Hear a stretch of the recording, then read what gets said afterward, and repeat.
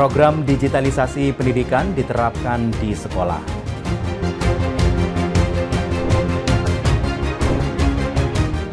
Satgas Garuda Merah Putih TNI mengirim bantuan ke Gaza.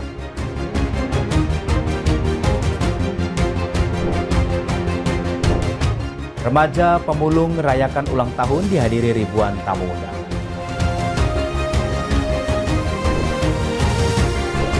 Halo, selamat petang pemirsa. Anda menyaksikan Berita Nasional Petang edisi 28 Agustus 2025. Selain beberapa informasi tadi, kami juga masih mempunyai beragam informasi menarik lainnya. Bersama saya, Ishakan.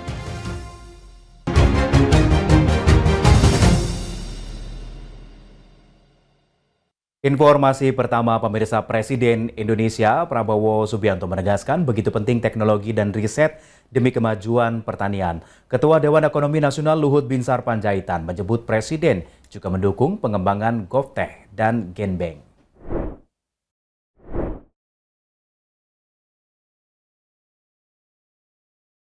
Presiden Republik Indonesia Prabowo Subianto mengatakan begitu penting penggunaan teknologi dan riset berbasis sains demi kemajuan Indonesia.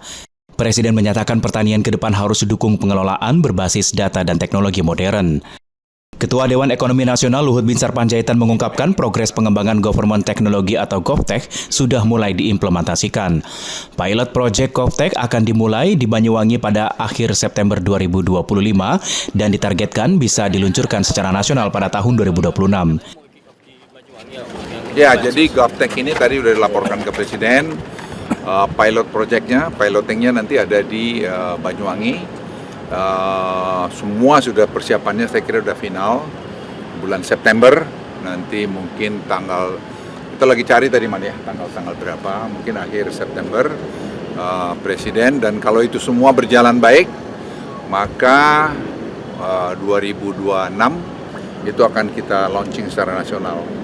Jadi kita bikin betul-betul bertahap, bertingkat, berlanjut, dan kemudian sambil melihat kekurangan di sana sini. Melalui GovTech, program pemerintah seperti bantuan sosial diharapkan lebih akurat dan tepat sasaran. Teknologi face recognition dan biometrik akan dimanfaatkan meminimalisir kesalahan dalam pendataan penerima manfaat. Direktur Taman dan Teknologi Herbal dan Hortikultura Indonesia, Profesor Sri Fatmawati, menyampaikan penting pembangunan Genbank demi menjaga plasma nutfah Indonesia. Sebagai negara dengan keanekaragaman hayati tinggi, riset bibit unggul pertanian, herbal, dan hortikultura diharapkan dikelola sumber daya manusia dalam negeri. Tim Liputan, Berita Nasional TV. Kita belum ada membeli dari luar semua. Sementara itu, Presiden Prabowo Subianto menerima laporan mengenai perkembangan program digitalisasi pendidikan. Menteri Abdul Muti menegaskan program ini sudah berjalan dan siap diterapkan di sekolah-sekolah. Untuk pendidikan mulai dari SD sampai SLTA. Presiden Indonesia Prabowo Subianto menerima laporan Menteri Pendidikan Dasar dan Menengah Abdul Muti mengenai perkembangan program digitalisasi pendidikan. Laporan tersebut disampaikan dalam pertemuan di Istana Merdeka Jakarta pada Rabu 27 Agustus 2025. Abdul Muti menjelaskan program digitalisasi pendidikan saat ini sudah berjalan dengan baik. Sekolah ingin menerima perangkat digital wajib mengisi formulir sesuai kebutuhan sehingga distribusi tepat sasaran. Jadi kami menyampaikan kepada Bapak Presiden progres untuk pelaksanaan program digitalisasi pendidikan. Yang alhamdulillah sekarang sudah mulai proses untuk pendaftaran dan penerimaan sekolah-sekolah yang siap untuk menerima. Dan insya Allah semuanya lancar, dan saya ingin juga menyampaikan bahwa sekolah-sekolah itu kami data mana yang sudah siap, dan itu kami nanti akan kirimkan sesuai dengan data yang dikirimkan sekolah itu. Untuk mendukung keberhasilan program, Kementerian Dikdasmen menyiapkan lebih dari 2.500 paket materi pembelajaran. Materi ini bisa digunakan di seluruh sekolah penerima perangkat pembelajaran digital. Pelatihan untuk para guru juga sedang dipersiapkan. Hal ini dilakukan agar perangkat diterima sekolah bisa dimanfaatkan secara optimal dalam proses pembelajaran. Tim Liputan, Berita Nasional TV. Maraknya ini kan belakangan juga mulai turun ke jalan lagi ya, Prof. Maksudnya anak sekolah. Apakah Prof ini melihat juga ini mulai tumbuh kesadaran sosial gitu? Ya, pemirsa, Satgas Garuda Merah Putih 2 TNI mengirim bantuan kemanusiaan kepada rakyat Gaza. 2 pesawat Super Hercules sukses melaksanakan airdrop bantuan kemanusiaan dari Yordania menuju wilayah sasaran. Satgas Garuda Merah Putih 2 TNI mengirim bantuan kemanusiaan kepada rakyat Gaza pada Selasa 26 Agustus 2025. Misi ini melibatkan 64 personil dengan logistik bantuan diterjunkan mencapai 91,4 ton atau setara 520 bundel. Proses penerbangan formasi 2 pesawat Super Hercules berlangsung aman, lancar dan sesuai rencana hingga hari ke-10 pelaksanaan. Total waktu terbang mencatat 40 jam 10 menit. Distribusi bantuan dilakukan secara bertahap. Hari pertama, 17,8 ton bantuan diterjunkan, disusul 10,3 ton pada hari kedua, hingga misi terkini total 91,4 ton bantuan disalurkan. Seluruh kru, pesawat, dan personil pendukung dilaporkan kondisi baik. Selanjutnya, Satgas Garuda Merah Putih 2 akan konsolidasi pada 29 dan 30 Agustus 2025. Selanjutnya, pada 31 Agustus akan dilaksanakan ferry flight menuju Mesir sebagai bagian dari tahapan pemulangan. Satgas dijadwalkan kembali ke Indonesia pada 21 September 2025. Misi ini bukan hanya wujud solidaritas, tetapi juga sebagai simbol kepedulian bangsa Indonesia terhadap penderitaan rakyat Palestina. Kehadiran Satgas Garuda Merah Putih diharapkan bisa memperkuat hubungan persaudaraan antar bangsa, sekaligus membawa pesan perdamaian dari Indonesia untuk dunia. Tim Liputan, Berita Nasional TV. Ketua Umum Partai Golkar Bahlil Lahadalia bersama elit Golkar menemui Presiden Prabowo Subianto di Istana Negara Jakarta. Bahlil menyebut komitmen Golkar mendukung kembali pemerintahan Prabowo Gibran pada 2029.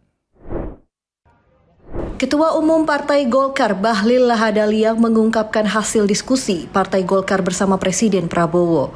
Dalam pertemuan sejumlah topik dibahas, diantaranya program strategis seperti Koperasi Desa Merah Putih, Sekolah Rakyat, serta sistem politik ideal ke depan. Bahlil menyatakan Munas Golkar diputuskan mendukung Prabowo Subianto dan Gibran Raka Buming Raka kembali maju kontestasi Pilpres 2029. Kata Bahlil, Golkar berkomitmen mewujudkan cita-cita kemerdekaan dan menjalankan nilai-nilai Pancasila serta Undang-Undang Dasar 1945. Selain itu, Bahlil tidak mempersoalkan asal-usul golongan atau kelompok dalam politik.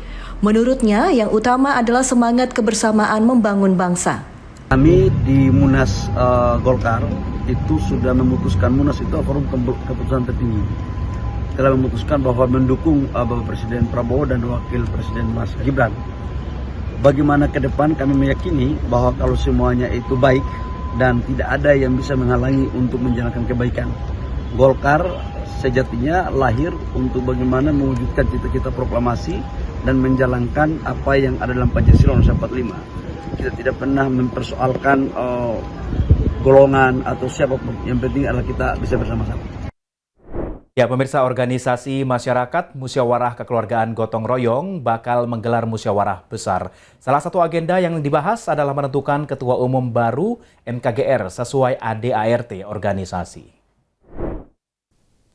Organisasi masyarakat atau Ormas Musyawarah Kekeluargaan Gotong Royong atau MKGR akan menggelar musyawarah besar ke-10 pada 29 dan 30 Agustus 2025 di Hotel Fairmont, Jakarta Pusat. Agenda 5 tahunan ini akan menentukan ketua umum baru MKGR sesuai ADART organisasi. Ketua penyelenggara musyawarah besar MKGR, Diah Roro Esti, mengatakan pemilihan ketua umum merupakan agenda utama.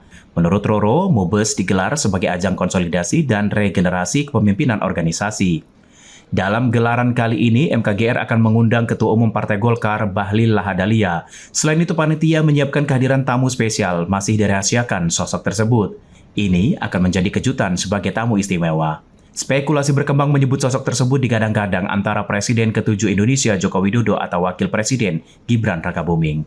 Tentu akan kami juga menantikan tamu spesial yang akan hadir pada kegiatan tersebut dan insya Allah pada intinya bahwasanya ini juga bisa berperan dalam mensukseskan Ormas MKGR ke depannya dengan berbagai macam program dan kiprah yang selama ini sudah kita lakukan dan harapannya di kepengurusan yang akan datang juga bisa melahirkan program-program yang tentu menjunjung tinggi semangat dari gotong royong. Sebagai informasi, pendaftaran Bursa Calon Ketua Umum MKGR dibuka pada Kamis 28 Agustus 2025. Nama politikus Partai Golkar Adis Kadir disebut-sebut menjadi kandidat kuat. Panitia berharap pemimpin terpilih nanti bisa membawa MKGR semakin solid dan berkontribusi dalam pembangunan bangsa. Mahendra Dewananta, Ade Chandra, Berita Nasional TV. Informasi menarik lainnya akan kami hadirkan usai jeda. Tetaplah bersama kami.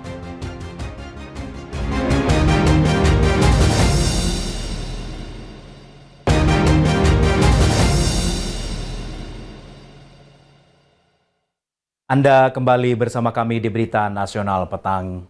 Pemirsa, Direktorat Tindak Pidana Siber Barreskrim Polri menyita ratusan miliar rupiah dari 3 website judi online. Pengelola dan operator situs judul diamankan dan ditetapkan sebagai tersangka.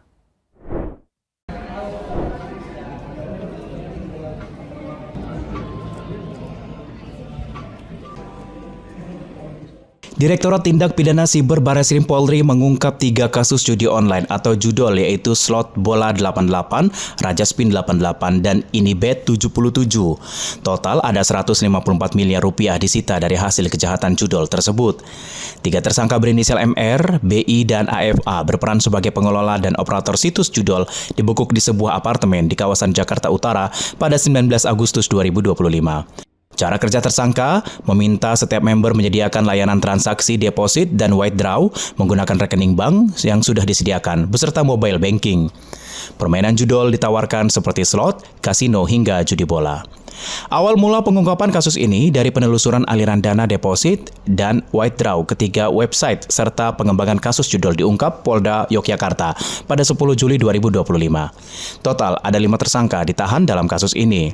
Website judi online Slot Bola 88, Raja Spin 88, dan Inibet 77 merupakan website judi online yang beroperasi secara nasional dan internasional dengan jenis-jenis permainan judi online diantaranya slot, kasino, judi bola, dan lain-lain. Modus operandi para tersangka melakukan praktek perjudian online di Indonesia sebagai admin yang mengendalikan proses transaksi deposit.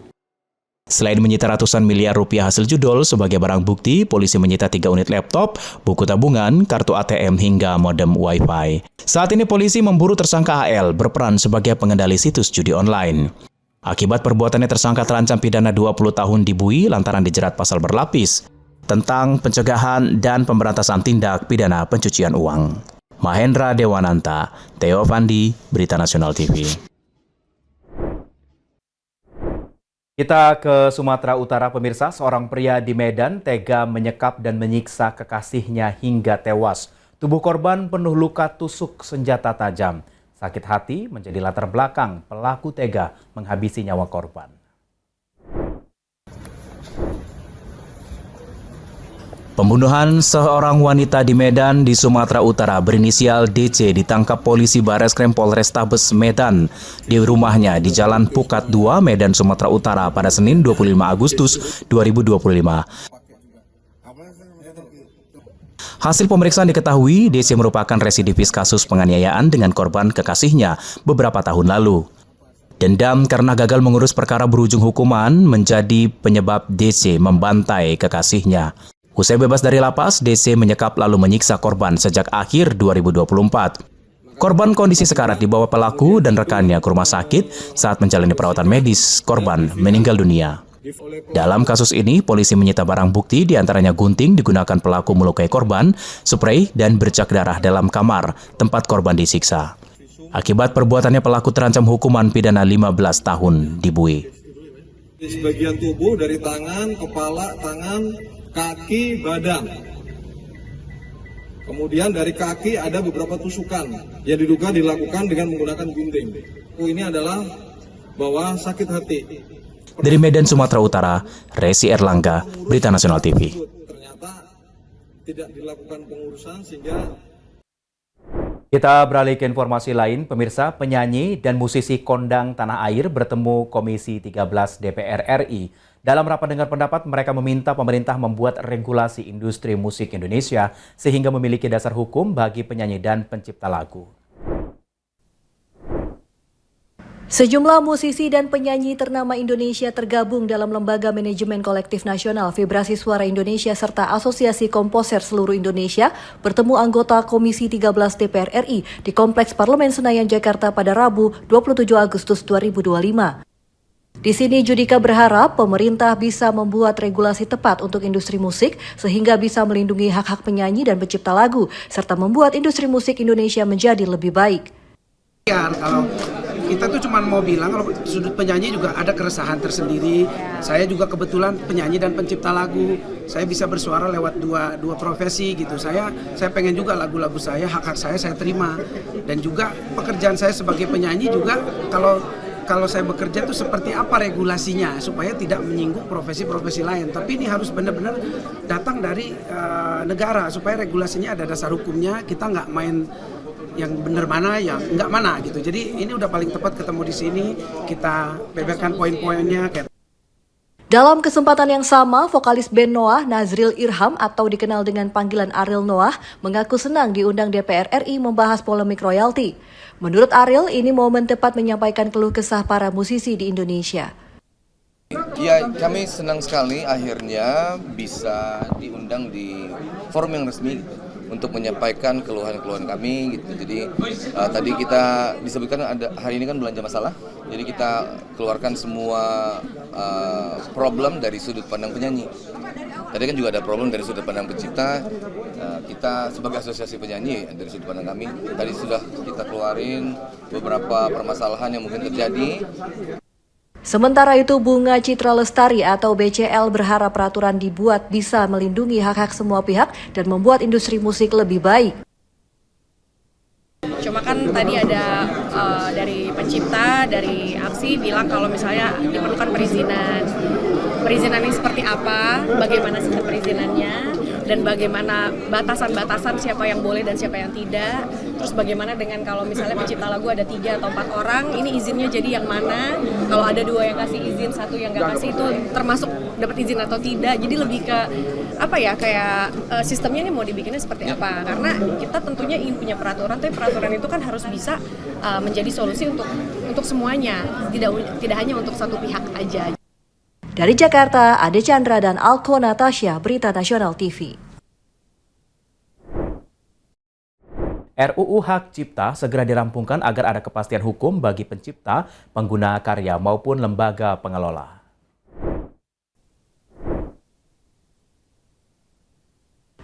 DPR RI angkat bicara soal hak cipta para pencipta lagu dan penyanyi tanah air. Andreas Hugo Parreira menegaskan perlu langkah tegas mengenai mekanisme penarikan royalti oleh Lembaga Manajemen Kolektif dan Lembaga Manajemen Kolektif Nasional. Hal tersebut disampaikan usai rapat dengar pendapat Komisi 13 DPR RI dengan Direktorat Jenderal Kekayaan Intelektual Kemenkumham di Kompleks Parlemen Senayan, Jakarta pada Rabu 27 Agustus 2025. Lebih jauh, Andreas mengatakan revisi Undang-Undang Hak Cipta harus segera dirampungkan agar ada kepastian hukum bagi pencipta, pengguna karya maupun lembaga pengelola. Ini siang ini juga kesepakatan pembentukan tim perumus untuk mulai membahas materi Undang-Undang Hak Cipta ini. Ini jadi tadinya revisi jadi undang-undang baru. Ya, nanti kita lihat muatannya kalau lebih dari 50% undang-undang baru ya. Jadi itu intinya itu. Karena tadinya kita mau revisi kan, tapi ini bukan hanya soal royalti ini aja, tapi menyangkut banyak hal, menyangkut hak cipta. Dari Jakarta, Natasha Alko dan Ade Chandra, Berita Nasional TV. Ya, selanjutnya kita akan memantau kondisi arus lalu lintas terkini yang akan disampaikan oleh petugas NTMC Korlantas Polri.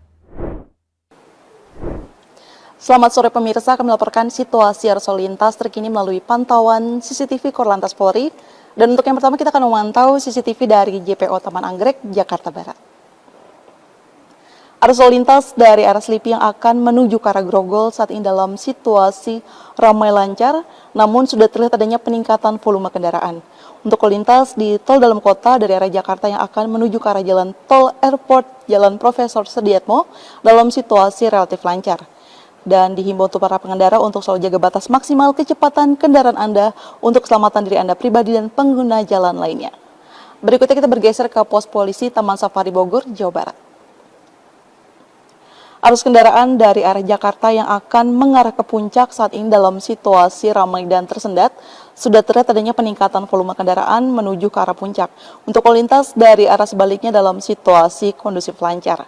Dihimbau untuk para pengendara untuk tidak menerobos jalur berlawanan arah demi kelancaran berlalu lintas kita bersama.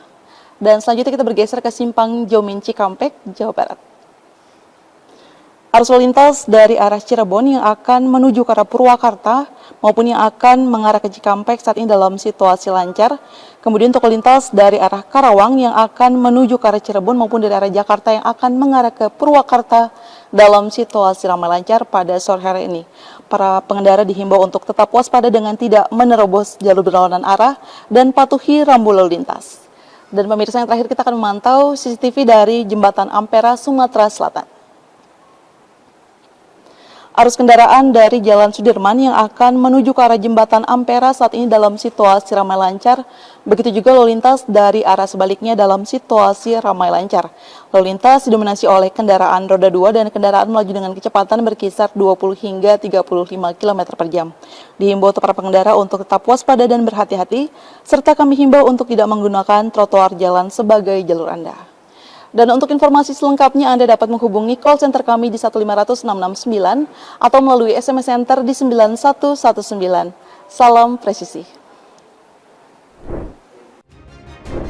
Jangan beranjak pemirsa, kami akan kembali usai jeda. Tetaplah bersama kami.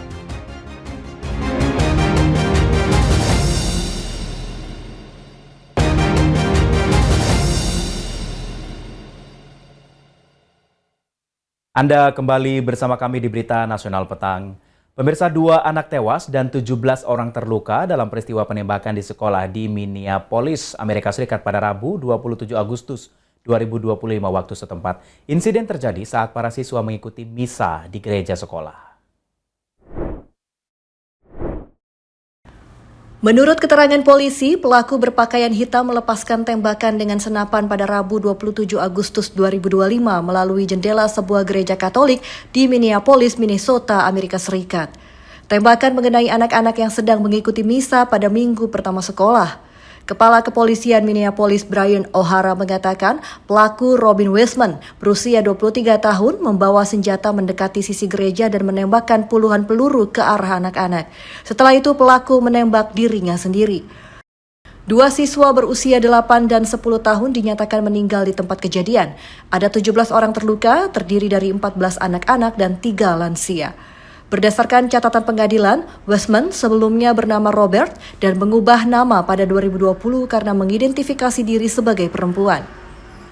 Wali Kota Minneapolis Jacob Frey meminta publik tidak menggunakan insiden ini sebagai alasan menyerang komunitas tertentu, termasuk transgender.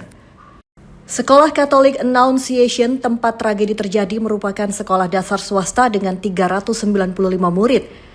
Menurut database penembakan sekolah K-12, ini adalah penembakan sekolah ke-146 di Amerika Serikat sejak Januari 2025. Seorang remaja putri asal keluarga pemulung di Meksiko merayakan ulang tahun ke-15 selama 2 hari secara meriah. Perayaan tersebut dihadiri ribuan tamu undangan.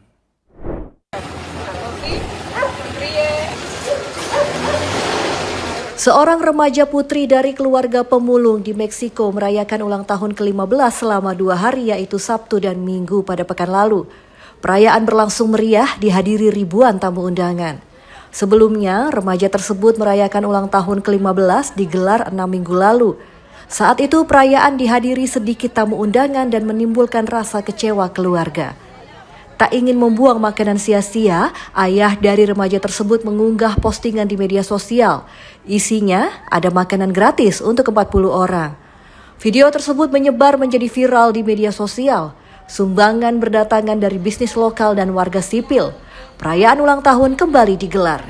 Dikutip dari The Independent, Kamis 28 Agustus 2025, ada 2.000 orang hadir merayakan perayaan ulang tahun. Mereka datang dari berbagai daerah di Meksiko, bahkan Texas.